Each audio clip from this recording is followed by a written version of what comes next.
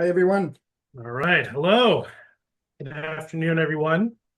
And thank you so much for joining us. And before we dive in, I'd like to, thank Rick and Lyman and the rest of the team for bringing us all together. We really appreciate it. And it's fun to always talk about real estate. We enjoy that. We're looking forward to sharing some valuable secrets today about selling your home. That's kind of the topic, the secrets, the 5 secrets of selling your home. And I'm John Lynch, and I have over about 20 years worth of experience as a realtor. And I'm Ed Johnston, also with about 20 years of experience here in the greater Boston area as a realtor.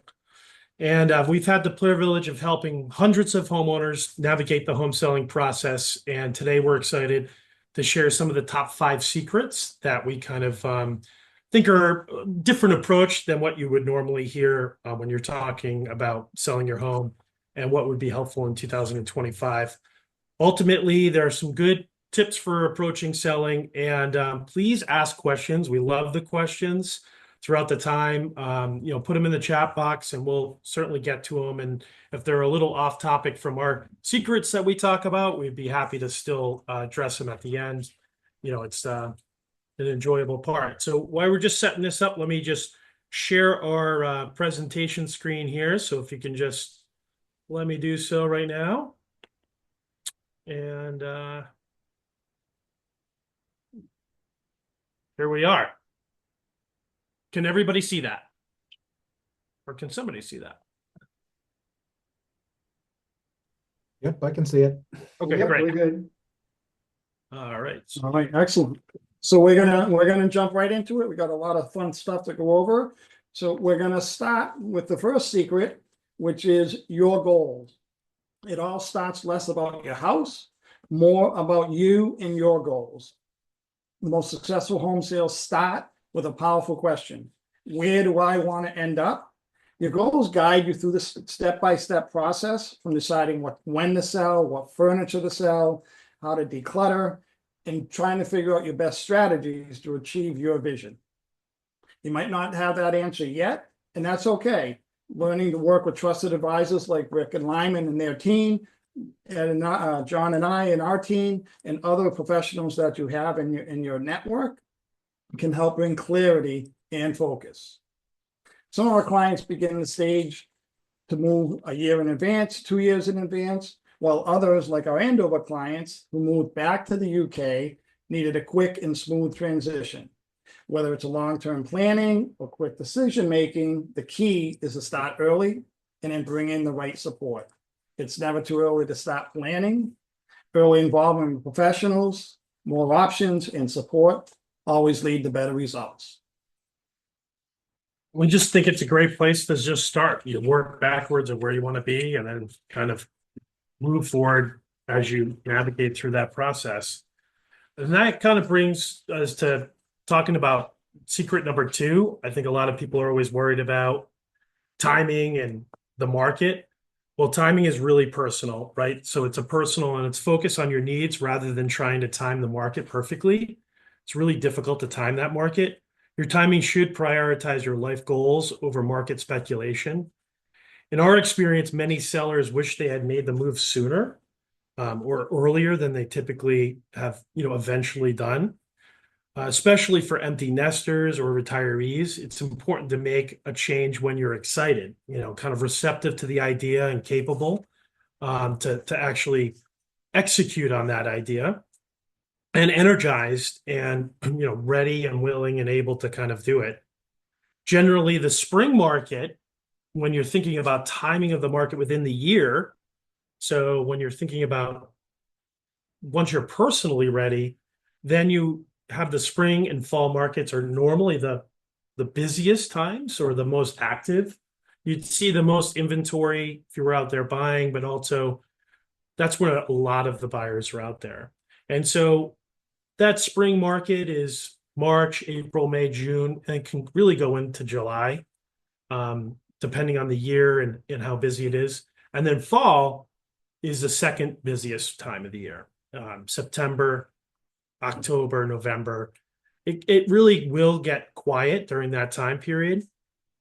But again, the core element of all of that is your personal need first, and then kind of layering in, when you have those goals, layering in how to work backwards from there. Right now in the greater Boston market, kind of almost all the geographic towns around the greater Boston area, they have a strong demand with many homes achieving great results and record prices. This is especially the case in single family homes. And this right here on the chart here, you have timing is everything we're talking about. This is the year over year monthly single family under agreements. So it means in these particular months when houses went under agreement. And so that's where we can kind of highlight, kind of that March to June range. You can see that spring market, it really kind of picks up every single month there, and then dips off a little bit for the summer, picks back up in that September, October, and then starts dropping off in December. So this graph here in front of you is all of the under agreement activity for the single family homes throughout Massachusetts. Yeah. And so, for example, we were talking about our clients moving to the UK. When they approached us and you kind of were working backwards, they're like, we got to go to the UK. Here's when our timeline is of when we prefer to be there. They chose to sell in January. We put the house on the market in January, which was bucking our, preferred time of the year. But it's traditionally a slower month, and we still achieved a great outcome for them. We had, almost over 50 parties going through their property and providing a good planning, and the preparation and things of that nature of that house really kind of led to success there. So also that highlights kind of what we originally just said was you got to prioritize your needs first and not try to time the market, and really focus on what's important to you and then kind of work backwards. So then we got secret 3. Secret number 3. Presentation. Every space needs a purpose. So what do we mean by that? Buyers need to be able to connect with your home, and that connection comes from showing purpose and meaning within every space throughout the home. It's a mistake to think, someone will renovate later, or I shouldn't have to bother with that. Buyers need direction. They need to know what to do. And even a small little touches throughout the home can make a big difference to the buyers. They don't want to think they have to do all this work. They want to be able to think that, I can do this work, or maybe I'll do this work. We call all this staging. So this is not about furniture placement. It's all about creating an emotional connection for that buyer as they walk through the house. Often freshening up spaces, decluttering is a big one. And simple tasks like cleaning, and our favorite is painting. Painting some trim, some walls really goes a long way. When they walk through, they see the walls are nice and clean and freshly painted. The door jambs are not all banged up. I had a couple kids, and as they were growing up, they beat up all the walls and all the door trim. And when we sold our first home in the area, we had all that cleaned up, and even they were impressed how good the house came out. So some examples of that as well. We have some clients in Brookline. We staged their home where they lived there. We helped guide them to focus on, for them, it was pre-packing, tidying up, and accessorizing the rooms they used, and staging the ones that were not in use, all while accommodating the owner's mobility and access needs. Living wasn't a living room, so this is So here's an example of that. They had a lot of their books and other items like their pottery on display and things, and they use their living room in a very different way, but it presented a challenge when you're just kind of looking at it. So there's no renovation in this room. The after picture, that is just furniture that we brought in from our staging warehouse, but that's just furniture and lighting. And another example with the Andover clients, we organized an estate sale for them. We emptied the whole entire home. Obviously, they moved back to the UK, so their cell phones, anything electronic, computer, everything had to be left here because it wasn't usable in the UK. So we brought in an estate sale person who had an estate sale. Once they were done, we went in, we painted some rooms, we changed out a couple lighting fixtures, and then we also fully staged the home with our furniture. So small changes, as you can see here. This is another one where we had some different furniture. We took it over, we did some painting. changed out the furniture. You know, I love that red couch, but for selling a home, you want something a little more subtle. So we took out the red couch, moved it around, put in a white couch, a white chair there, and we had a very successful sale here. And that was, it's an example, these pictures, I think we like these pictures because there's no renovation here. This is about just kind of changing a look. Repurposed. And then people were working backwards from what they wanted. So when we saw the red couch and realized, you know, kind of some of the stories that we were working with here on selling the home with the demographic that we'd be buying it, what we learned was they didn't want to take any of their furniture. So once we know what those goals are at the beginning of what your end result, your end goal is, and this is working with any professional, right? Is then you can kind of work backwards and say, oh, okay, well, if you're not going to keep that particular item, let's move on and see how that, you know, can help. And, you know, we can do simple things by freshening up spaces and, you know, making it simple for a buyer to buy it. And you just can't assume, oh, if it needs to be renovated, the buyer will just renovate it. But that doesn't, you know, maybe they'll do the kitchen over, but we can clean it up and make it, you know, dressed up a little bit. So probably one interesting concept right now is the secret number 4 is understanding commissions. You know, this has been a little bit of a topic in some of the news with different things that have been happening in the industry recently. Real estate commissions in general have become a little bit more transparent. I guess that would be the best way to look at it. And it's important to, you know, kind of understand how they work, right? Real estate commissions in general. How they used to work, really, you know, recently there's been some changes, primarily with the National Association of Realtors. They've kind of created a different guidance based on some various things that have been happening in, you know, the lawsuits that have happened in the industry to just really create a much more transparent system. And it doesn't really change much how we did anything because of how we presented the information is really similar or the same now, but it's kind of a little bit of a structure. Traditionally, sellers would agree to a brokerage fee. They'd hire a listing firm, and that fee might be, for example, we would charge 5%, and of which the listing agent would elect, you know, so me, I list your house, I'm your listing agent, we charge you 5%, and I would share a portion of that to the buyer's agent. The buyer's agent's the person that represents the property buyer. And so then let's say I was going to do that and co-broke out at 2%. So that's kind of what it used to be, was you'd be compensating the brokerage you hired, and they would be sharing their commission in whatever formula.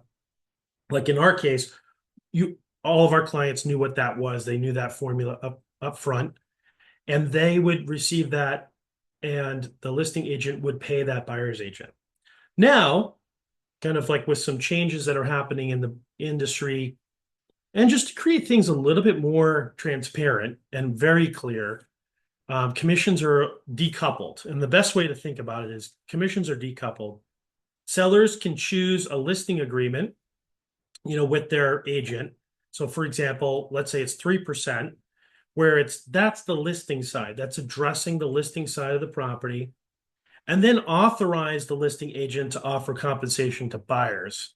And so let's say 2% at that point, therefore totaling the 5%. But what you're doing as a seller is you're agreeing in advance to provide commissions or compensation to the buyer's agent.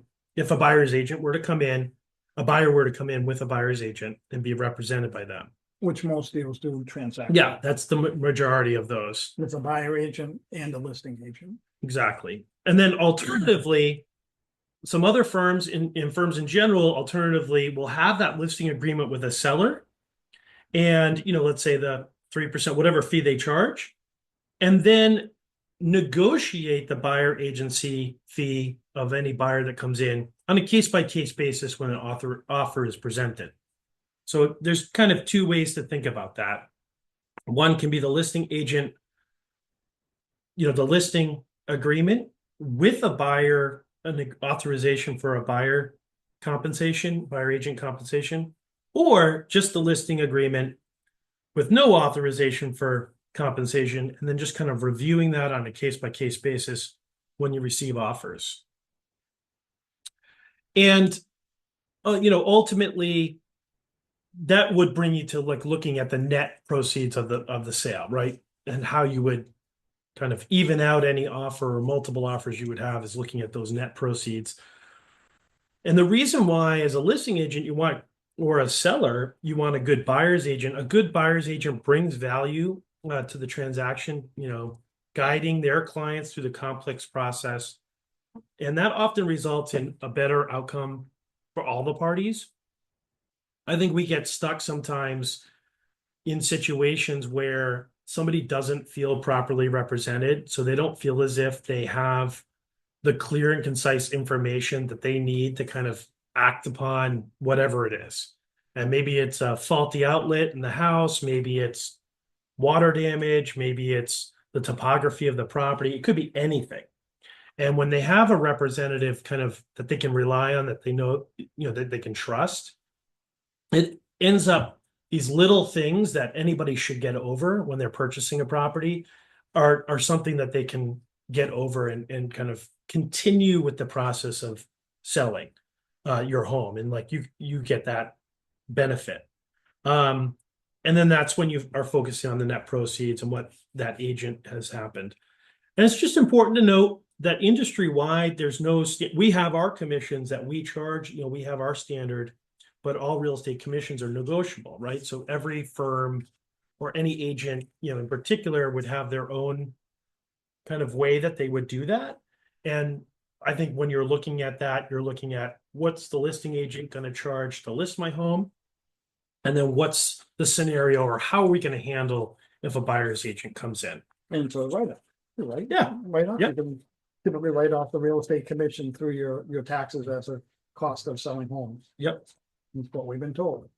So number 5, faster isn't always better. You want more money in the long run. Well, it's exciting to receive an offer early. There used to be a phrase, your best offer is your first offer. And we have updated that, then saying, until you get a better offer. Yeah. A quick sale can sometimes mean missed opportunities. Instead of rushing, a well-planned marketing strategy can create a competitive environment, leading to multiple offers with better terms. Recently, we had a client receive a strong early offer before the weekend and before we had set an offer deadline for the offers. Instead of taking it, we thanked the buyer agent and said, we put a lot of time and energy and marketing into this home. We will go through the weekend. Hopefully your buyer is still there after the weekend. We ended up receiving multiple offers, significantly higher above the asking price. And that first buyer had ended up getting cold feet and stepped out. So it's not always best just to take the first offer that comes into the table, especially when we have a pretty extensive process of marketing and getting a lot of people through the home. So you want to be able to capitalize on that. The more people you get through the home, traditionally, the more money you end up getting for better terms in terms of down payment, time of closing, or whatever other terms work better for you as the seller. The goal is just not a fast sale, but a smart sale, maximizing your financial return, the quality of buyer, and your long-term goals. Yeah, and you're just looking for that to, be a strong buyer that you eventually settle upon. And most of the time, if somebody threatens, oh, I made an offer on Friday, I won't be around on Monday, you just wonder, did they have buyer's remorse? A lot of what should be done in the industry is kind of managing buyer's remorse, because, it's like going to, a Rolls-Royce dealership, and, it looks pretty, it looks nice. And maybe at first, it'd be nice to take that for a drive or to keep it. But later on, when you talk to Rick and Lyman, they're like, hey, guys, we're not spending $400,000 on a car. It doesn't make sense. So after you settle upon it a little bit, your expectations come in line with what you're trying to do. And so that's why it's good to sometimes let people think about the process a little bit. I think Lyman Yeah. tries to go twice. Oh, Lyman, definitely. yeah, I think he does travel with Um, and so goals and trusted advisors are a great way to start, and that's really kind of the big secret is really selling your home successfully involves planning, timing, and presentation. It doesn't have to be overwhelming because you can really develop a strong strategy and most importantly, have the right team by your side and whoever that team is, right? People that really kind of have a good perspective on what's going on. And sometimes that's a family member, but most of the time that's a professional, right? Just like you're getting money advice from somebody, finance advice or your taxes, things of that nature.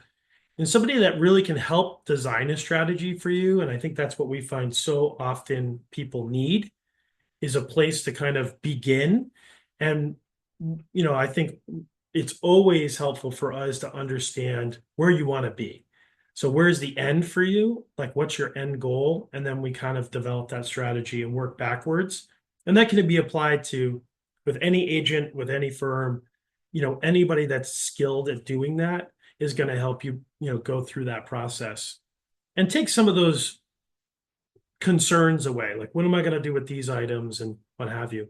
So most of the time, by the time a house goes on the market, you kind of have an idea where I'm going to go, what this means. You've gotten rid of things, you feel good about it. So that trusted advisor experience really can be a good perspective and a resource and can make the difference as you're kind of navigating through. And as you said, it's never too early to start, whether it's next year, 2 years, or 5 years. We go in and chat with folks all the time that are just trying to figure it out, when they're gonna do it, how they're gonna do it. And sometimes, like John said, you plan on, this is where I want to be and when, and then we back that out, whether it's we're backing it out a month, a year, or 5 years. So we tried to do that so we would have plenty of time for questions. If anybody had questions, we love questions. And so if you have questions about any of the items we talked about, please ask away in the chat. And then if you have any questions about real estate aside from the topics that we brought up, we'd be happy to answer those questions as well. And Lyman did make it clear that he does not own a Rolls Royce. Ed was trying to be, smart and So guys, I have a couple of messages that came to me. Great. First one is, does it make sense to remodel a bathroom or a kitchen if it's, I think they're saying outdated, I think is what they mean.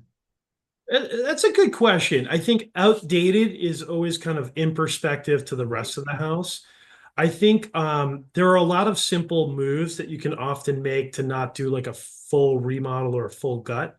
Often you're not getting necessarily the full kind of cost back, right? Now, if it's really, really in bad shape, there would be one element, right? But like, for example, we have a property that will be going on in a few weeks.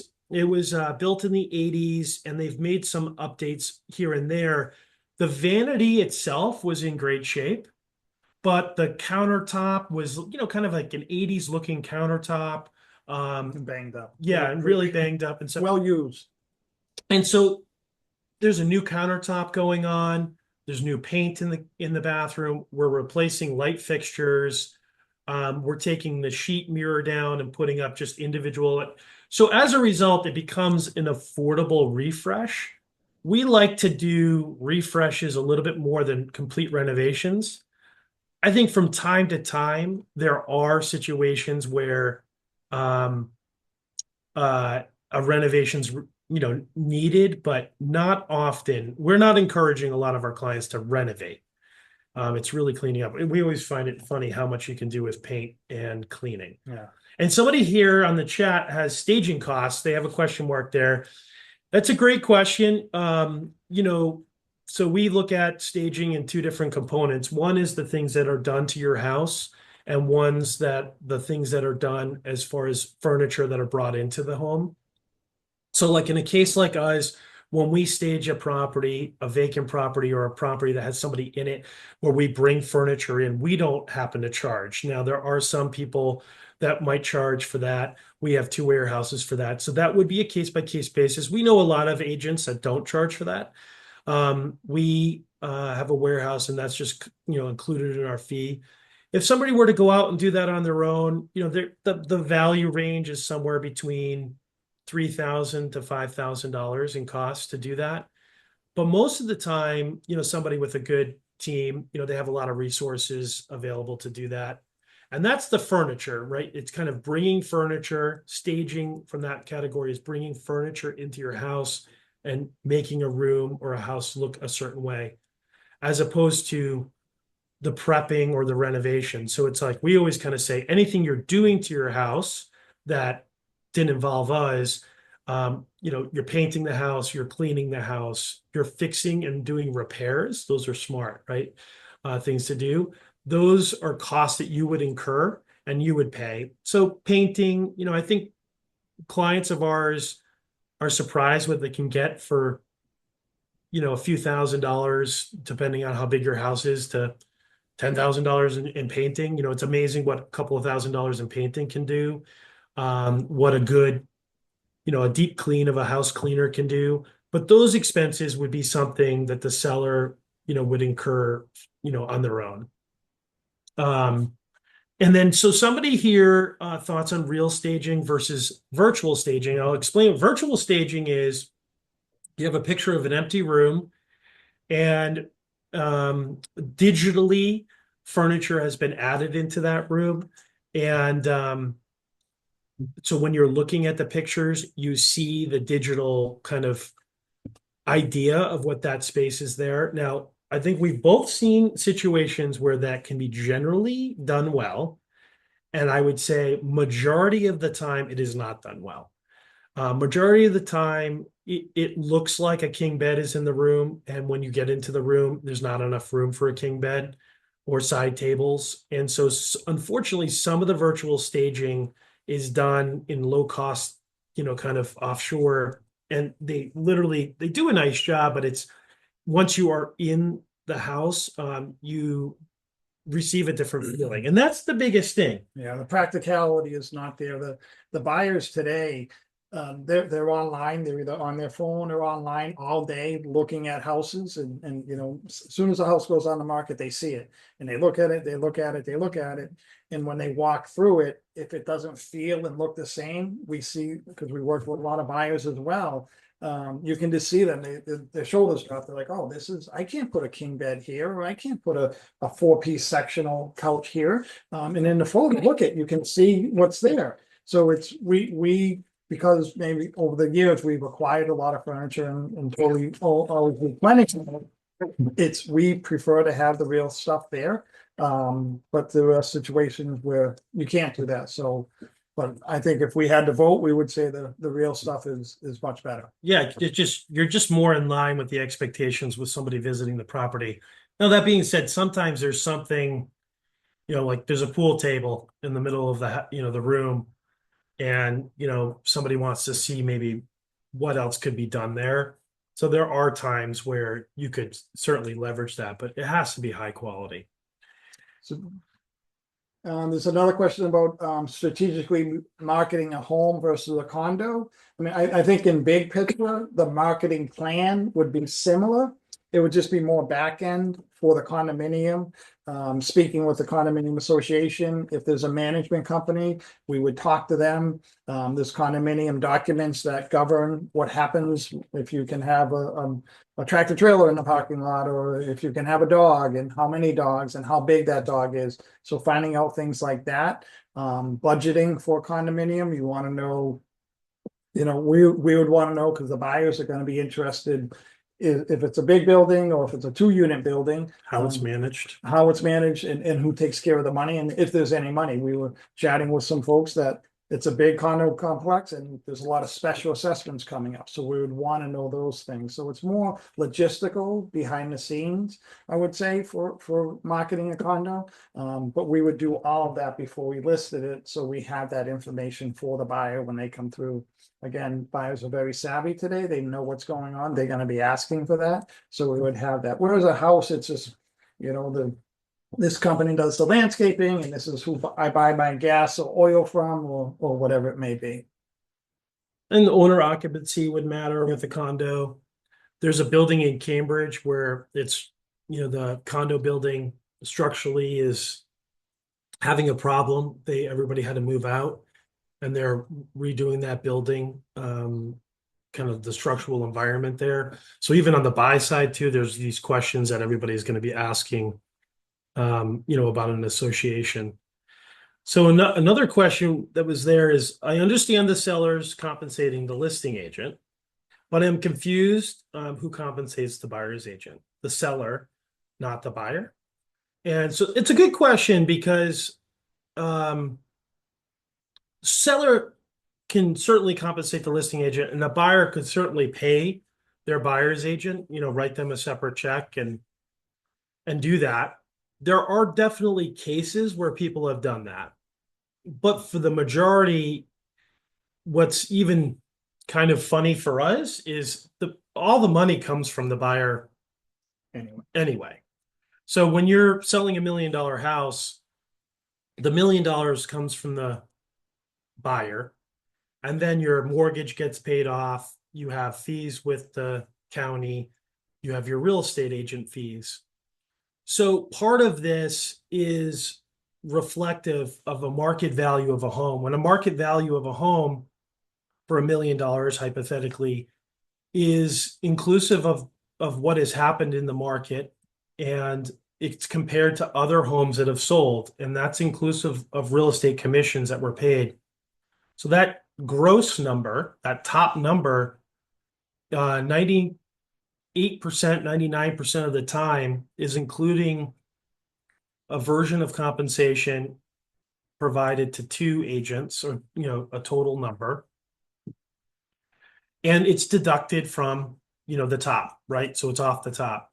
So now a buyer's agent might come in and want to purchase the property with their buyer, and let's say it's $1 million home, but another buyer comes in without an agent, and they might submit the same $1 million offer. It does come down to you to look at what that net offer is, right? And so in theory, you'd be paying less if somebody came in without the buyer's agent. But a couple of different things that happen. Often, the buyer will pay a little extra to make sure that they pay their agent, right? So if that $1 million buyer wants their agent to be paid, and you are firm at $1 million, they're going to pay $1.02 million. So if you think about it that way, $20,000 above the $1 million that you want, because what they eventually need to do is they need to have that all calculated in their mortgage components. So if they're putting 20% down, and the bank needs to see this top level number, so $1.02 million. So the $1.02 million offer would be equivalent to $1 million offer without an agent, and then they need to back out from there. So in that scenario, the reality is you aren't paying the buyer's agent, the buyer is. You've accommodated the difference between two offers, one without a buyer's agent, one with, by getting more money from the other person and evaluating those. Now, there's been situations where people want to buy a house direct, and like we talked about, there are certainly there are pitfalls there that require direct conversations about why that can be a challenge. If any of these questions that we're answering don't make sense as we're saying this out loud, please have follow-up questions in the chat. So, just got another one that came in privately. It says, what's your outlook for the housing market in 2025? In Peru? No, I'm kidding. Peru. Well, we were just going to Peru. No. I would say I think it's going to be great for sellers, as it has been for a number of years. And when we basically cover within the 128 belt into Boston. And it's been, we've gone down to Franklin, we've gone 495, yeah. 495, I'm sorry. We've gone down to Franklin, we've gone up to Andover and everywhere in between. And we get excited when we go into a town that's, not Newton, Brookline, Wellesley, and Needham, because it's a very different town, right? All these towns are different, the values are different, and how we evaluate properties. We like to learn that town and learn those values. And what we're seeing in all those towns is very aggressive. We're down in Franklin this past weekend. We've had 2 different offers with one buyer in multiple situations. Up in Andover was the same thing. So it's not just the I had heart like of 50 Boston. parties through there. Yeah, it was crazy. It's everywhere. So I feel the rates have ticked down a little bit. I think they're 6.7 as of the close day yesterday. I think it's going to be a busy market. I think there's still a lot of people that have the 3 or 4% interest rate that want to move that aren't going to do that. But there's a lot of buyers with a lot of money in this area that are dying to buy a house. So I think it's going to stay strong. Yeah, and there's just a lack of inventory. We even had a property that it was on a busy road, so it stayed on the market a little bit longer than some other property if that property was in a slightly different location. And we were looking for market value, which right now market value is a super premium over last year, which is a super premium over the previous year. The values are up so high in comparison to the previous years. And then the Boston market, even in the crash of 2008, which we both were in the business working at that time, even in that time period, if you bought on the worst day and waited, to be able to be whole on that, it was really only 3 years. And so other parts of the country were, really hit hard in those circumstances. It took longer to come back. Yeah, it took a lot longer to come back. I mean, some places took 10 years to come back. And so what's interesting about that is we can see that, jobs are coming here, the stability of jobs, and also just the geographic area of being Massachusetts. On a street, you have somebody that's, has owned the house for a couple of generations. You have somebody that's an attorney. You have somebody that's a doctor. You have somebody that's a policeman. They're all from different kind of, employment sectors, where in other parts of the country, you might have somebody that only works, there's like 2 major employers. In the diversity of the economic base here, and it's not just finance in Boston, it's not just bioscience, it's not just real estate, it's a big mixture of things going on in a small area. I mean, the whole eastern side of can't get any more real estate that way. We have very little real estate, it's kind of infilled here.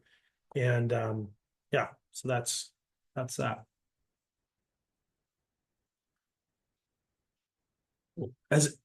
So anybody else listening, you got to ask another question. We need one more question. So I'll ask a question. Okay. In your experience or memory, can you think of a time where somebody wanted to make an offer on a house and you kind of talked them out of it, and why? Oh, yeah. I do that all the time. Yeah, that actually happens more often than not. I was down in Canton and I had sold this buyer an investment property, their current property, and they wanted to put a swimming pool in the backyard, and so we're kind of specific, and they found a property, and it was a great house, big yard, plenty of room for a pool. And we went on to the GIS mapping to see about the floodplain, and it was in a strong floodplain. And the time of year we were there, it was very dry, so we didn't know it was a wet property.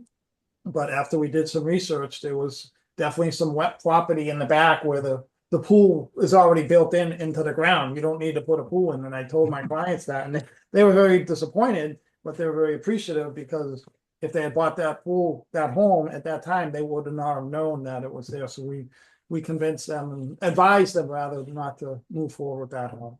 I'm sure we have a lot of those stories. We have a lot of those stories, but also what's interesting about that too is what's good for one person is not always good for the other, right? So like we could be in a situation in a house where, based on what that person's looking to achieve and their end goals, right? So like one of my best friends we're showing condos to, and the long story short was I could not it was the unit itself was perfect, but there was no owner occupants in the building, right? So it was a 6 unit building. There were no other owner occupants. And our client, my like best friend, he's going to live there with his wife indefinitely.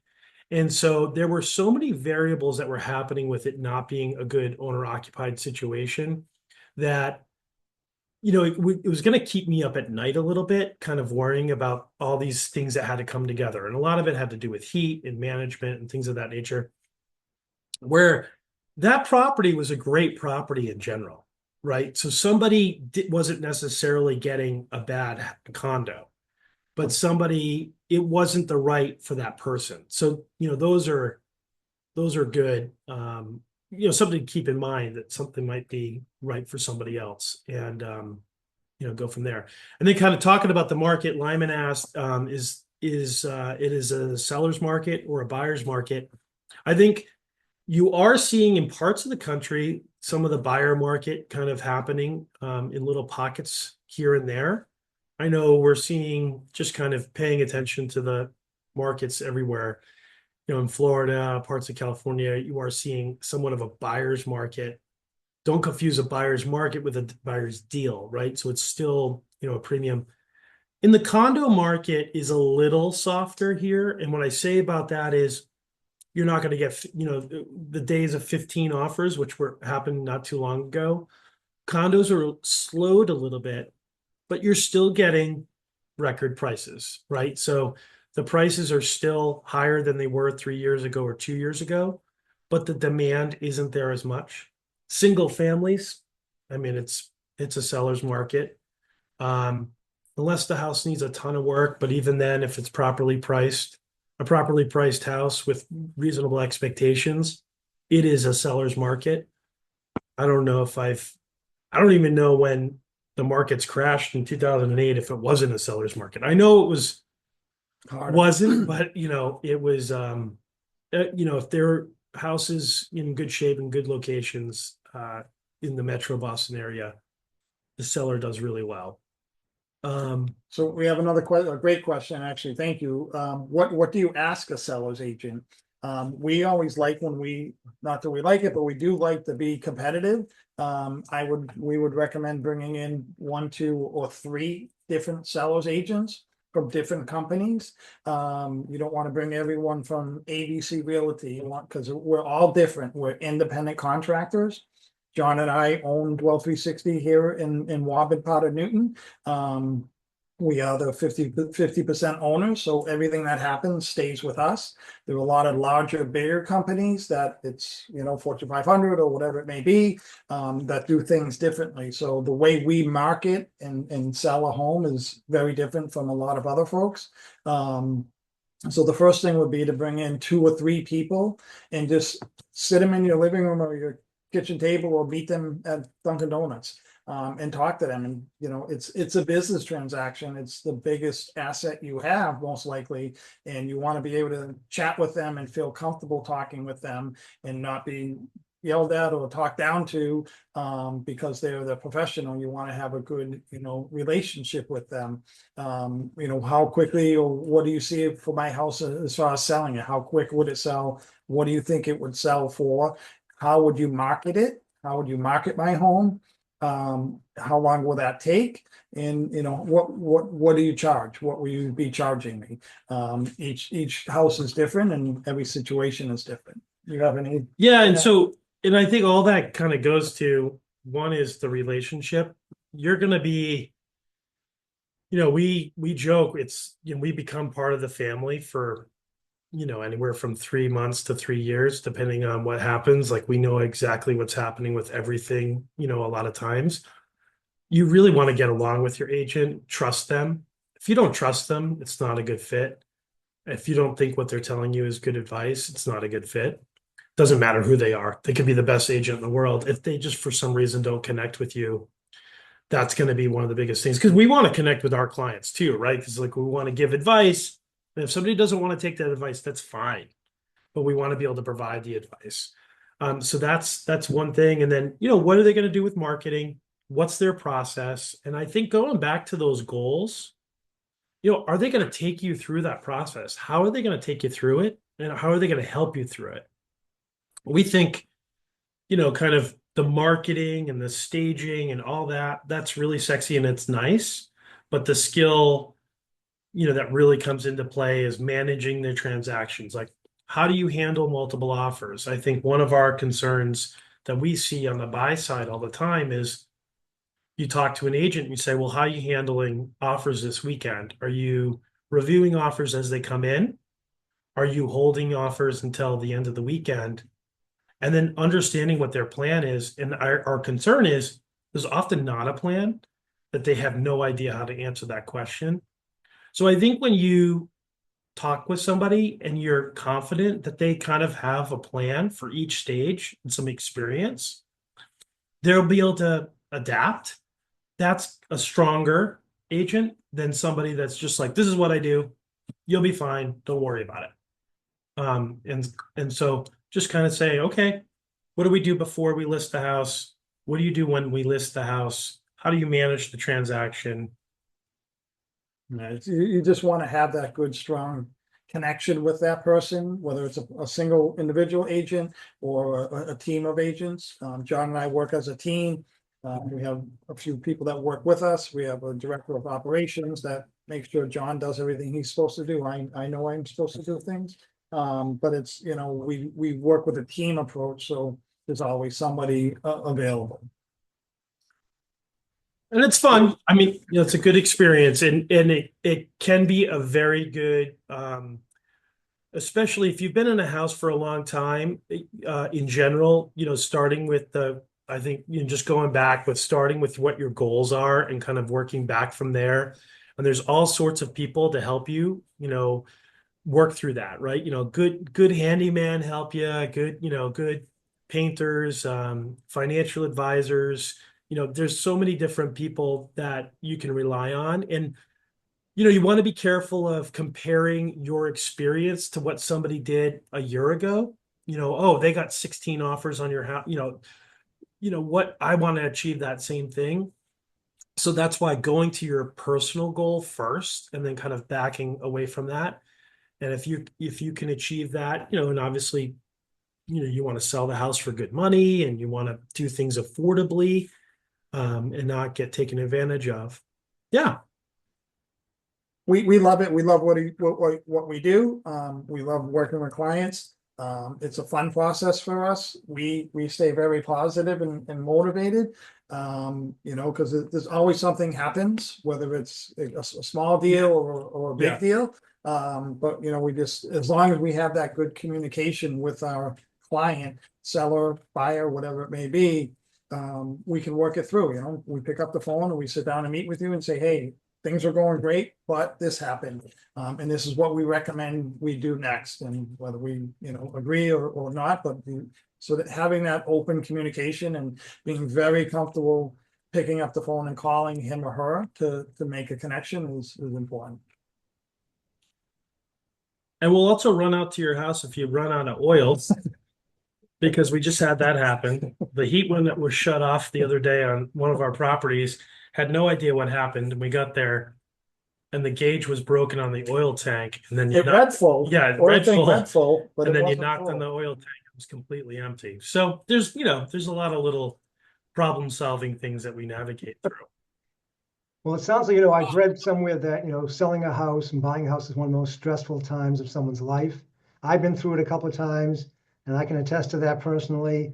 And I know you guys work really hard to kind of make that process easy. We do the same thing here because we've got clients that are transitioning, whether they lost a spouse, going through a divorce, putting a kid through school, thinking, can I retire tomorrow? So we try to, get people those answers and make sure that they can get what they want to get.